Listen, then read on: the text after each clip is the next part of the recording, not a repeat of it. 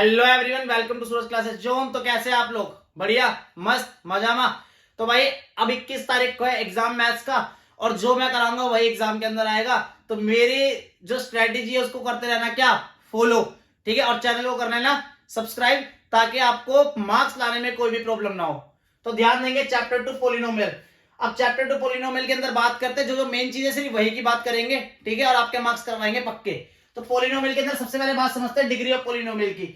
Degree of polynomial क्या कहती है कि जो भी हाईएस्ट पावर होगी पोलिनोमियल की, वही उसकी क्या कहलाएगी? डिग्री।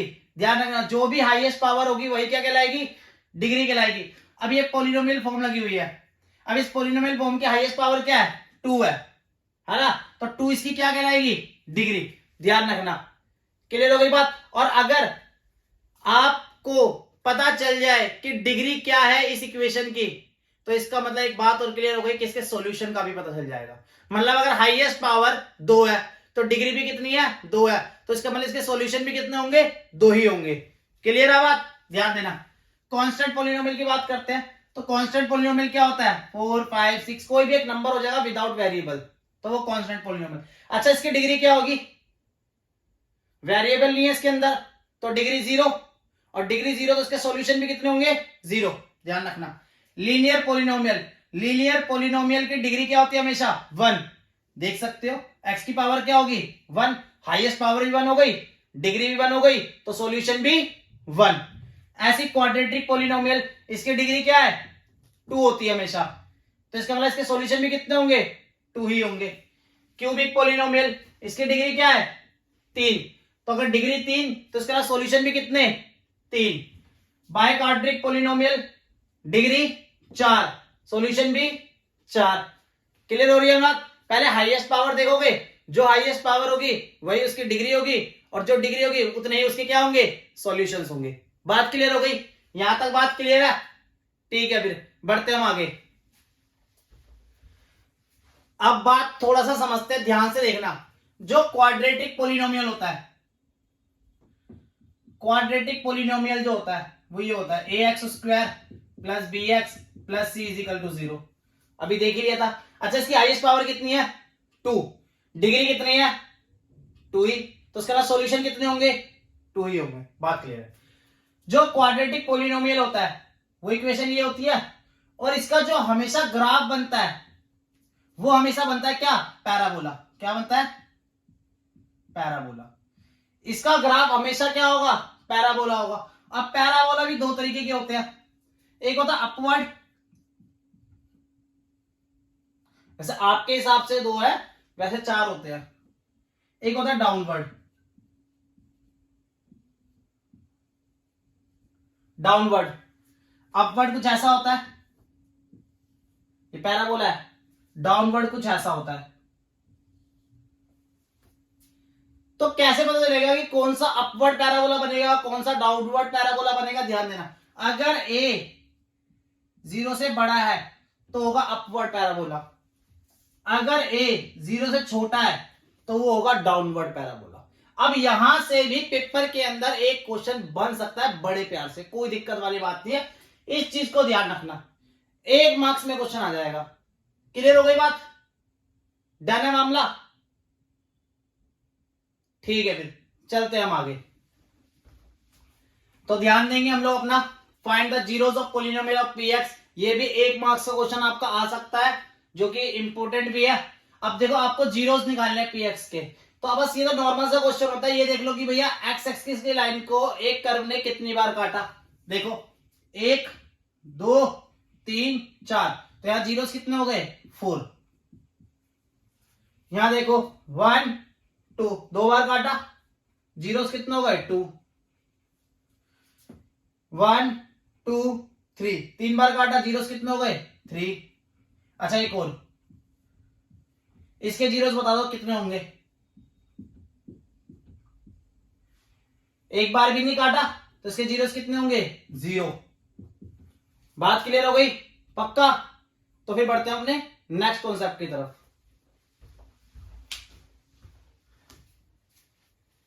तो अब ध्यान देंगे हम लोग relationship between the zeros and the coefficient of a polynomial. ध्यान से देखना, जो हमारी क्वाड्रेटिक पोलिनोमियल होती है वो कुछ इस तरीके की होती है, ax² plus bx plus c is equal to 0। ये जो a है ये है कोफिशिएंट ऑफ x², ये जो b है ये है कोफिशिएंट ऑफ x, ये जो c है ये है कांस्टेंट टर्म। अब ध्यान से समझेंगे थोड़ी सी चीजों को, ध्यान से देखना एक बार। Relationship between zeros and coefficient of a polynomial, sum of zeros होते हैं alpha plus beta is equal to minus B upon A. ये जो बी होता है ये क्या होता है, कोफिशिएंट ऑफ एक्स, ए क्या होता है, कोफिशिएंट ऑफ x², और अल्फा बीटा क्या है हमारे, जीरोस है। जीरोस का मतलब क्या होता है, सॉल्यूशन वैल्यू, किसकी वैल्यू, x की वैल्यू, ध्यान रखना, प्रोडक्ट ऑफ जीरोस।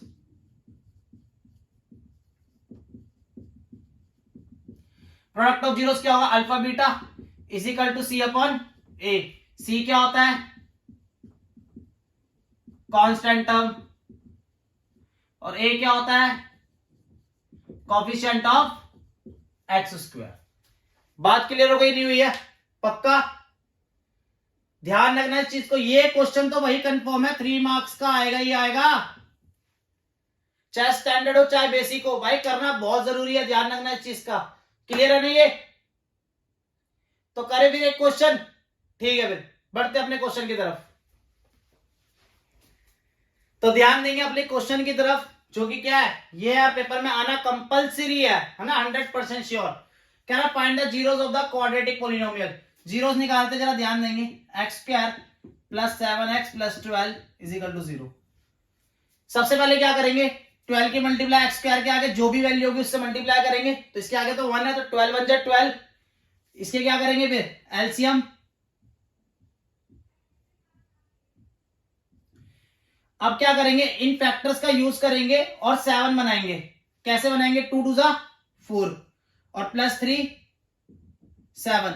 दूसरे तरीके से एक और 7 बन सकता था, -4 -3, माइनस माइनस प्लस 4 और 3 7। पर हमें तो पॉजिटिव चाहिए, नेगेटिव तो चाहिए ही नहीं, इसको हटा दो, मतलब 4 प्लस 3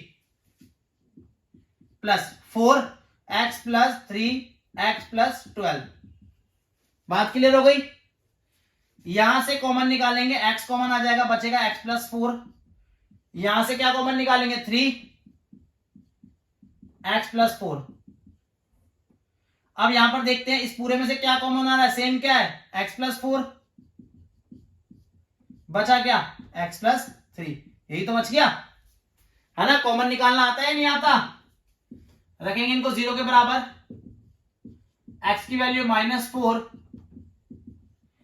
x की वैल्यू -3। बात क्लियर हो गई नहीं हुई है, यही हमारे क्या है, जीरोस है, क्या है हमारे जीरोस है। बात क्लियर है। अब इसने बोला था चलो भाई जीरोस तो फाइंड कर लिया, कह रहा वेरीफाई करो relationship between the zeros and it's coefficient. Coefficient और जीरोस के बीच में रिलेशन ध्यान देते जरा। अब रिलेशन मैंने बताया था sum of zeros,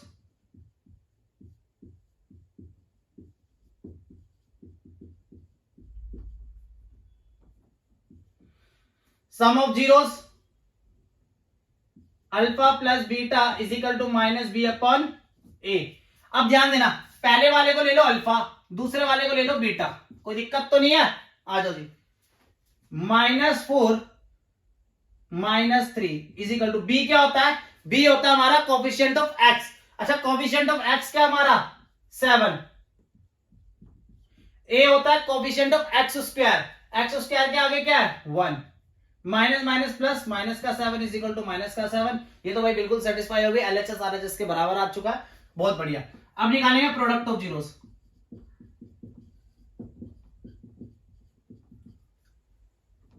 product of zeros, product of zeros होता है alpha into beta is equal to C upon A. तो अल्फा क्या है -4, बीटा क्या है -3, सी होता है कांस्टेंट टर्म, कांस्टेंट टर्म क्या है हमारी 12, और ये क्या होता है coefficient of x², coefficient of x² क्या है 1, 4 3 12, तो 12 इज इक्वल टू क्या हो गया 12। तो एलएचएस यहाँ पे भी आरएचएस के बराबर हो गया, हमने रिलेशन भी दिखा दिया, हमने जीरोस भी फाइंड कर लिए, इसका मतलब हमारा क्वेश्चन का आंसर हो गया बिल्कुल कंप्लीट। और हमारे एग्जाम के अंदर आ गए कितने मार्क्स, 3 मार्क्स। बात क्लियर है? यहां तक मामला डन है नहीं है? पक्का? तो चले आगे फिर। ठीक है, फिर बढ़ते हैं। तो स्टार्ट करते हैं एक और क्वेश्चन, जो कि क्या है, ये और ये भी क्वेश्चन पेपर के पॉइंट ऑफ व्यू से इंपॉर्टेंट है। तो ध्यान देंगे कैसे करेंगे। इसके जीरोस निकालने हैं। अब जीरोस निकालने, तो इस तरीके के क्वेश्चन को क्या करेंगे, एक्स स्क्वायर माइनस 5 है, 5 का कोई स्क्वायर रूट तो नहीं होता, तो इसको लिखेंगे रूट 5 का square. A square minus B square, A plus B, A minus B. तो x प्लस रूट 5 को कर देंगे क्या, 0 के बराबर, x is equal to minus root 5। x minus root 5 को कर देंगे 0 के बराबर, x is equal to root 5। ये अल्फा और ये बीटा। बात क्लियर है? चलो जी वेरीफाई करते हैं जरा इसको। सम ऑफ जीरोस,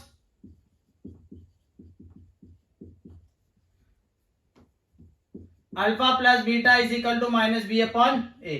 अल्फा कितना है, माइनस रूट 5, बीटा कितना है, रूट 5, बी कितना है, अच्छा बी तो यहां पे है नहीं क्योंकि कोफिशिएंट ऑफ एक्स होता है, इसका मतलब 0, और ए होता है हमारा coefficient of x square, x square के आगे 1, तो ये भी क्या है, 0 इज इक्वल टू 0। अब करते हैं product of zeros. Alpha beta is equal to C upon A. Alpha कितना है, माइनस रूट 5, बीटा कितना है, रूट 5, सी क्या है, कांस्टेंट टर्म माइनस 5, और ए क्या हमारा 1। तो रूट 5 के रूट 5 से मल्टीप्लाई करोगे तो क्या आएगा, 5 आएगा। क्या आएगा, 5। तो आया minus 5 is equal to minus 5, और ये भी क्या हो गया, वेरीफाई। बात क्लियर हुई? पक्का डन है मामला? ठीक है, फिर बढ़ते हैं नेक्स्ट क्वेश्चन की तरफ। तो स्टार्ट करते हैं हम लोग अपना नेक्स्ट कॉन्सेप्ट, जो कि क्या है, ये है, और ये भी पेपर के अंदर 99 का 100% आएगा भाई, 100%। ध्यान रखना। कह रहा है and the quadratic polynomial if sum of zeros and product of zeros are 3 and 4, if the zeros are 3 and 4। ध्यान से देखेंगे, पहले बात समझते हैं। क्वाड्रेटिक पोलिनोमियल निकालने की जो फॉर्म होती है वो होती है हमारी ये, x square minus sum of zeros into x plus product of zeros. ध्यान रखना इस चीज का, x square minus sum of zeros into x plus product of zeros. अब क्या होता है, पेपर में जब क्वेश्चन आएगा ना, दो तरीके से आपको घुमा सकता है। कैसे, या तो बोलेगा कि sum of zeros and product of zeros 3 और 4 है, तो इस केस में देखो कैसे क्वाड्रेटिक पोलिनोमियल निकालते हैं। फॉर्म होती है x square minus sum of zeros into x plus product of zeros. अब इसने बोला sum of zeros, product of zeros दे रखे, सम ऑफ जीरोस है 3 और प्रोडक्ट ऑफ जीरोस है 4। सिंपल, यही हमारा क्या है, आंसर। पर देखो यही क्वेश्चन कुछ अलग बोल रहा है, अलग तरीके से कह रहा है if the zeros are 3 and 4। अच्छा जीरोस क्या होते हैं, सॉल्यूशन। सॉल्यूशन मतलब वैल्यू, वैल्यू मतलब वैल्यू ऑफ एक्स, है ना, और वैल्यू ऑफ एक्स क्या होता है हमारा, अल्फा और बीटा। तो इसका मतलब एक बात समझ में आ गई, ये हमारे को दे रखा है अल्फा और ये हमारे को क्या दे रखा है, बीटा। अब कैसे निकालेंगे, x square minus alpha plus beta into x plus alpha beta. Value रखते हैं, alpha 3 plus beta 4, alpha 3 into 4, तो आ गया x square minus 7x plus 12। यही हमारा क्या है, आंसर। बात क्लियर हुई? दोनों तरीके से पूछ सकता है क्वेश्चन भाई, वो कैसे भी पूछ सकता है आपको घुमाने के लिए। ध्यान रखना इस चीज का, पर क्वेश्चन कंफर्म 100% आएगा पेपर के अंदर। क्लियर है बात? बढ़े नेक्स्ट क्वेश्चन की तरफ। ठीक है, फिर चलते हैं। हमारे जो कॉन्सेप्ट है वो खत्म हो चुके हैं, इतना ही आपके सिलेबस में आ रहा है, और यही कॉन्सेप्ट है, और यहीं से ही पेपर भी आएगा, है ना। बस कुछ एक दो चीजें हैं जो मैं एक्स्ट्रा में आपको बताता हूं। पेपर में ना कभी कभी ऐसे क्वेश्चन ही पूछ लेगा। कैसे, ध्यान देना, एक क्वाड्रेटिक पोलिनोमियल लिख देगा,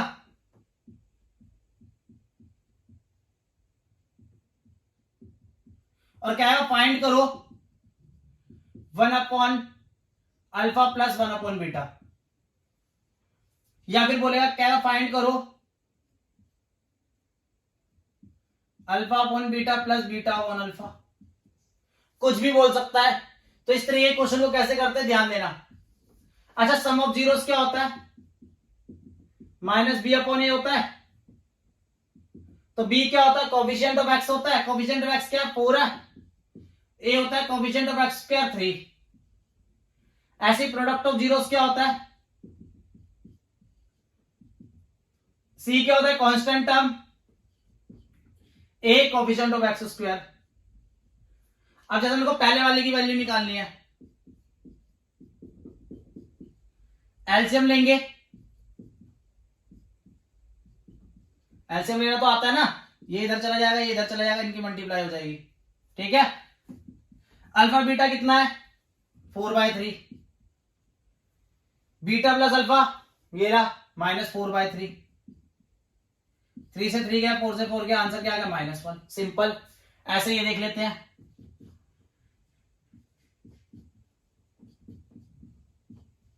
एलसीएम करेंगे, अल्फा का स्क्वायर प्लस बीटा का स्क्वायर। अब ए स्क्वायर प्लस बी स्क्वायर का फॉर्मूला क्या होता है, कह रहे नहीं सुना, a प्लस बी का होल स्क्वायर -2ab। ध्यान रखना इस चीज का। तो अल्फा प्लस बीटा का होल स्क्वायर -2 अल्फा बीटा और अल्फा बीटा। बस अब क्या था, अब तो हो गया काम, वैल्यू रख दो। अल्फा प्लस बीटा की वैल्यू -4/3, अल्फा बीटा की वैल्यू 4/3, 4/3। क्या करोगे, सॉल्यूशन।